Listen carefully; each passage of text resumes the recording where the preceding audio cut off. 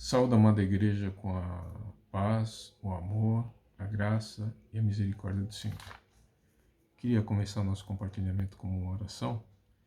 Amado Deus, Senhor de nossas vidas, nós te agradecemos, Deus, por mais essa oportunidade que o Senhor nos dá de estarmos juntos, Senhor, compartilhando a tua presença e falando de ti, Senhor, ouvindo de ti também.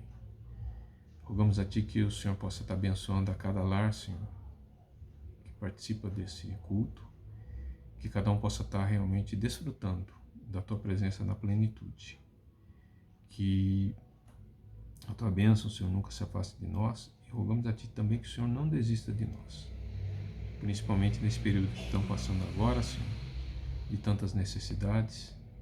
Temos certeza que o Senhor vai estar suprindo a cada uma delas da forma mais correta, na hora mais certa também, amado Deus. Oramos pelos enfermos do teu corpo, Senhor, enfermos físicos e espirituais, que eles possam estar sendo restaurados em nome de Jesus, Senhor. E rogo a ti que o Senhor possa estar me ungindo, Senhor, para falar o que o Senhor quer para a tua igreja, que é o teu corpo, amado Deus. Que nada saia disso, que nada fuja dessa certeza, Senhor, de que o Senhor está no comando de tudo e que tudo é para o Senhor. Te agradecemos, Senhor, pelo teu cuidado, por cada um de nós, em nome de Jesus. Amém. Eu queria estar compartilhando com os irmãos hoje acerca de relacionamento. Está sendo um negócio meio difícil nesse período de pandemia, que a gente anda isolado, mas de qualquer forma é algo que a gente deve procurar, na medida do possível, ter um relacionamento frequente, principalmente com Deus e com as pessoas. Então eu vou falar um pouco, ou vou ser usado, se Deus assim permitir, para falar um pouco sobre o relacionamento com Deus e o relacionamento com as pessoas. E o versículo base para esse compartilhamento de hoje está em Lucas, capítulo 10, versículo 27. Ele está inserido no contexto da história do bom samaritano, que está em Lucas 10, do 25 ao 37. E o versículo 27 diz o seguinte: E respondendo ele disse: Amarás o Senhor teu Deus de todo o teu coração, e de toda a tua alma, e de todas as tuas forças, e de todo o teu entendimento, e ao teu próximo como a ti mesmo. Esse mandamento, na verdade, ou esse versículo, na verdade, ele colapsa ou ele resume praticamente toda a lei que Moisés colocou para o povo hebreu, para o povo israelita, né? E eu gostaria então de falar principalmente sobre esse amarás ao Senhor e amarás ao teu próximo, né?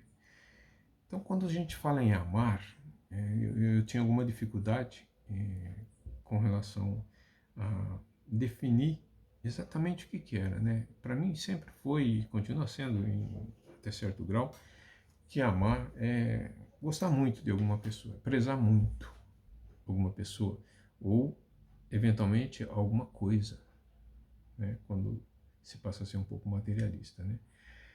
Então, esse termo amor ou amar é bastante abrangente na língua portuguesa, se aplica a várias coisas. Agora, no grego, é interessante que eles conseguiram separar, ou eles preferiram separar amor para com determinadas coisas com palavras diferentes. Então, por exemplo, o amor humano, o amor carnal, ou até o amor que algumas pessoas chamam de erótico, no extremo, é chamado de amor eros. E tem também o amor filia. Esse amor filia se aplica ao amor que se sente pelos amigos. Tem um amor que se chama storge, que trata de um amor dedicado a familiares. Amor tipo de pai para filho, de familiares mesmo. E tem um amor ágape. Esse é um amor que a gente chama de altruísta, ou seja, é aquele amor que se dá sem esperar nada em troca. É um amor incondicional, não tem condições. não se espera nada de retorno dele. E esse é o amor de Deus. Então, no geral, o ser humano ele cultiva esses 4 tipos de amor ao mesmo tempo, né? O eros, com os nossos parceiros, né? Esposas, maridos, e o filho, que é a amizade, com os nossos amigos, nossos irmãos de fé, o storge, que é o familiar, com os nossos filhos, nossos pais, nossos parentes, e o ágape, e esse o ser humano ele cultiva muito pouco, né? Que é o amor de Deus. É o amor que não espera retorno, é o amor altruísta, né? Nós seres humanos, normalmente, então, a gente tem uma mescla desses amores, né? A gente sempre anda junto com eles, cultivando esse tipo de amor, né? Agora, esse tipo de amor ele está ligado diretamente aos nossos sentidos, o eros, tá?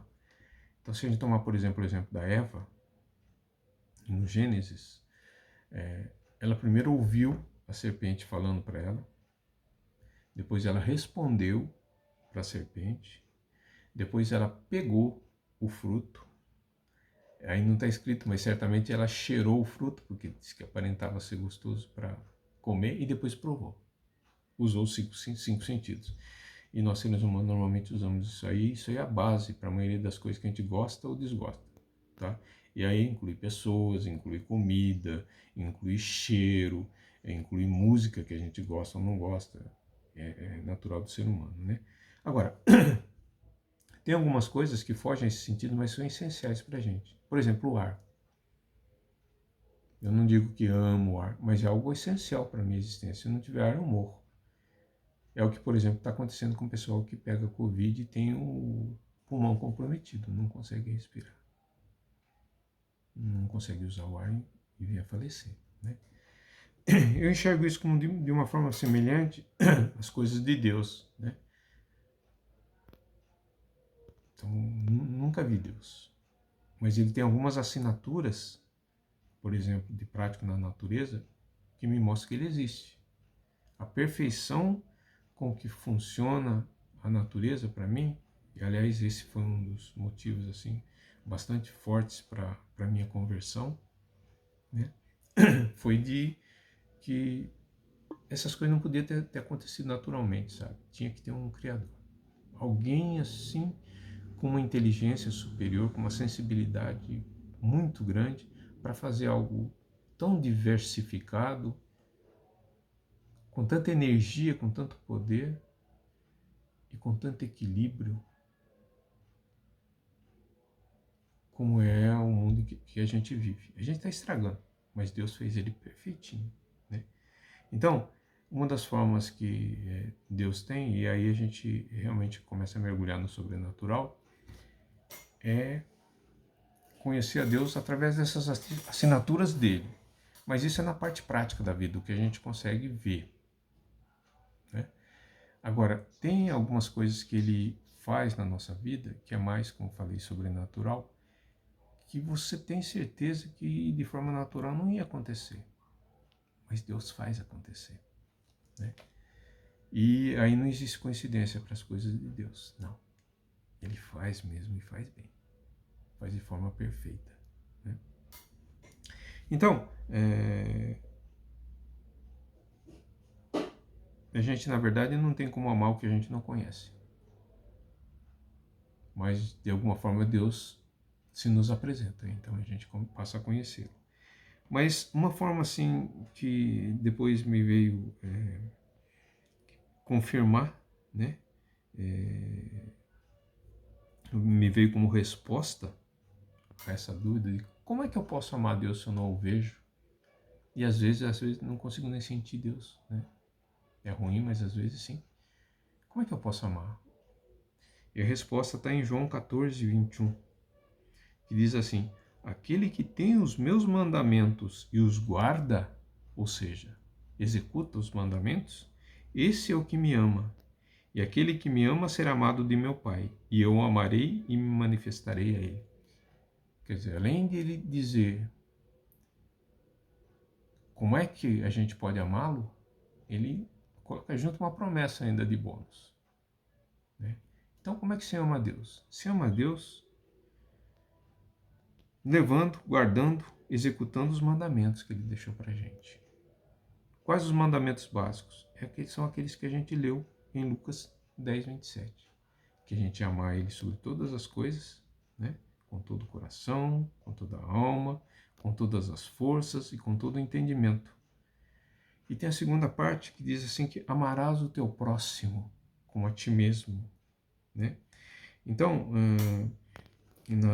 na linguagem contemporânea, na Bíblia de linguagem contemporânea, Mateus 7,12 diz assim: aqui está um guia simples e objetivo de conduta.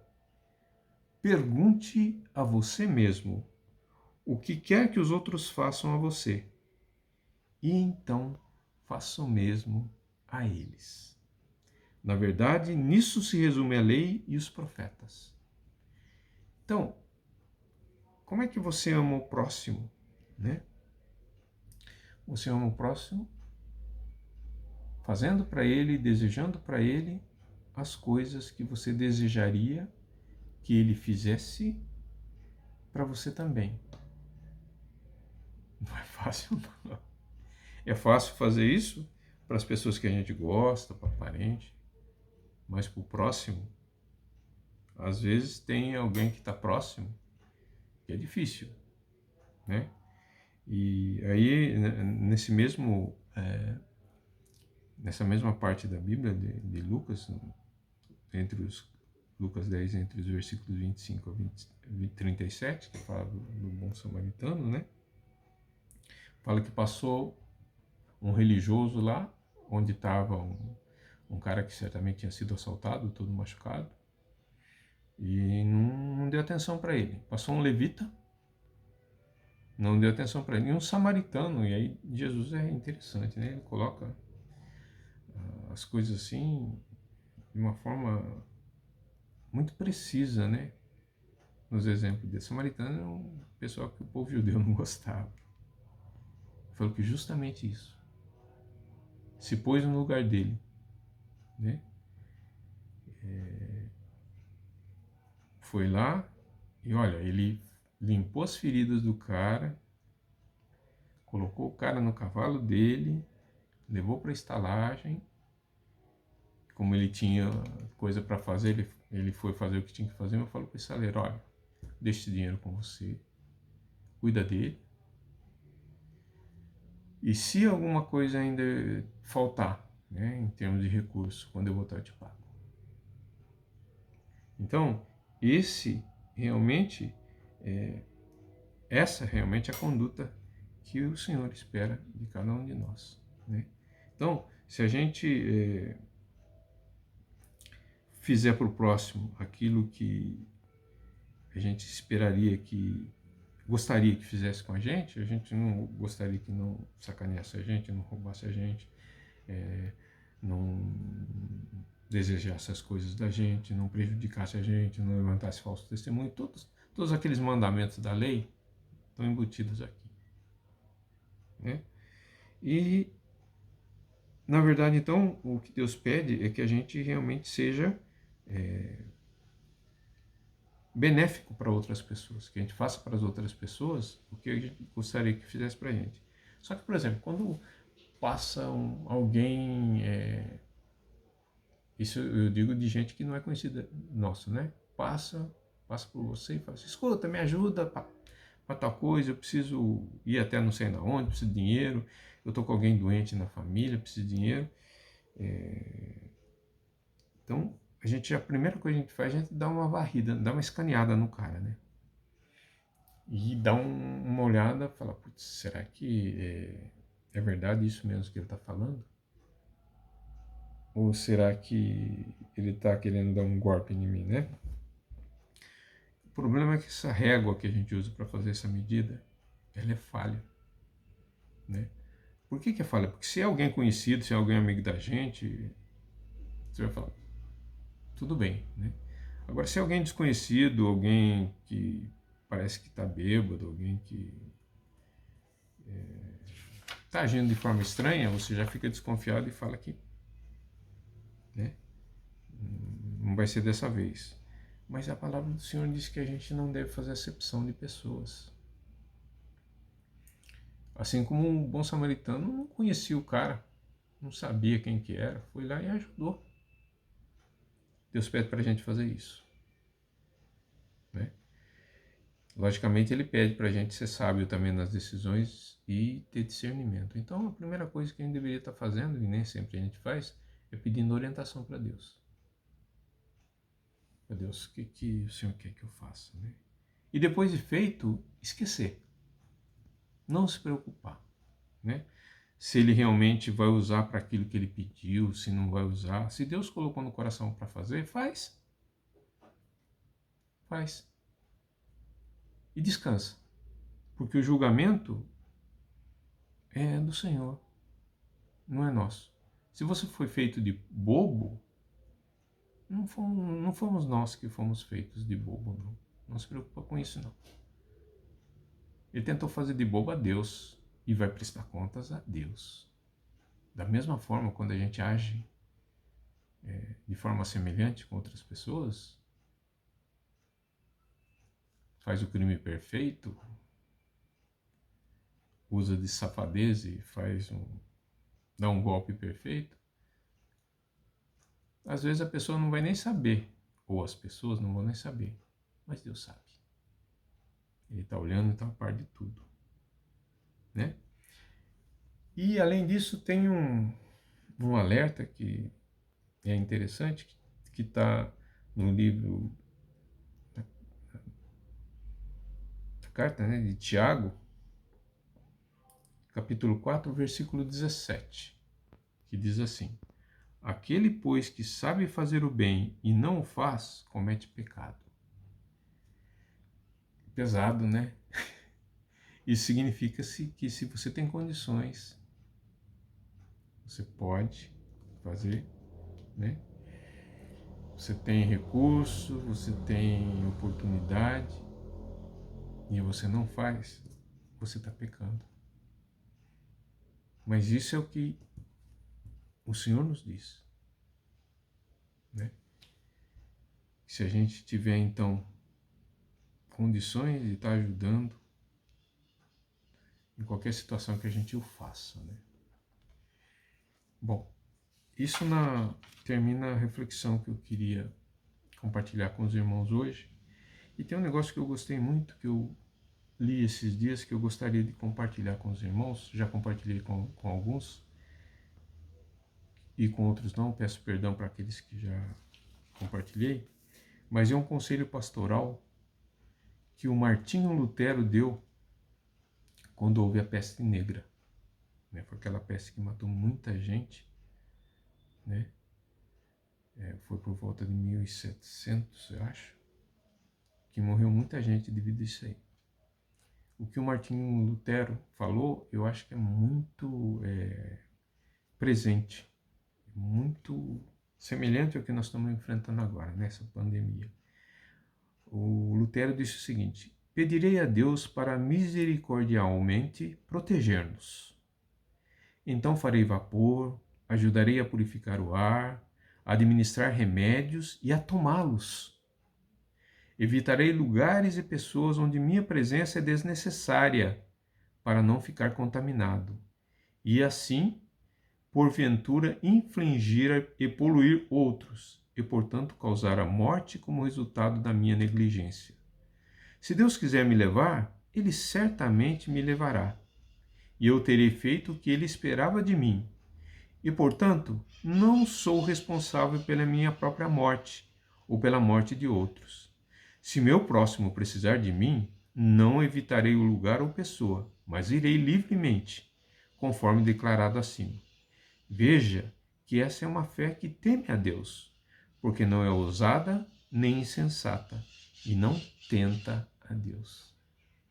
Esse é um sentimento que tem tomado conta de mim desde algum tempo dentro dessa pandemia, e reflete assim de uma forma cristalina, né?